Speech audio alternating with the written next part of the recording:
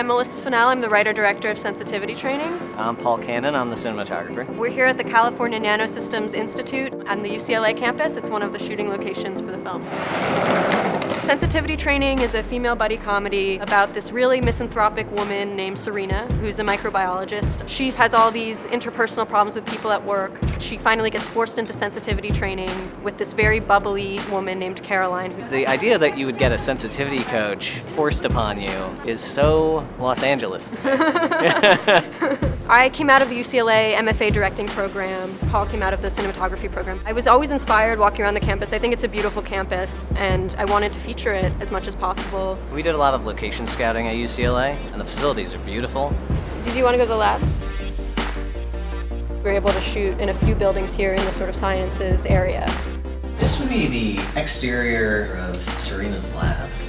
Microbiologists deal with a lot of immunology, vaccines, and that's all about sort of protecting oneself. And Serena's this very guarded person who has a lot of kind of defense mechanisms. We deal a lot with Serena's journey, and how her driving is a big part of the story. Serena has a horrible road rage problem, something I think we can all identify with. We thought a lot when we were shooting those sequences about what does her commute look like. We tried to keep that true to Los Angeles' geography. She lives in a certain neighborhood, and her drive to work is through certain streets that would be on the way to her lab. And we talked a lot about trying to show Los Angeles in a way that people who live here would appreciate.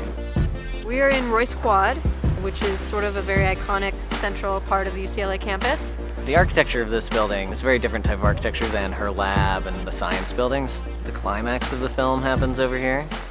Not that we'll tell you what it is. Not that we won't reveal that. I mean, for me, I knew the movie would be good when I read the script. When I read this one, I knew I wanted to be a part of it because it was so good. Thanks, Paul. You're welcome. It's really good. I'm glad I didn't screw it up.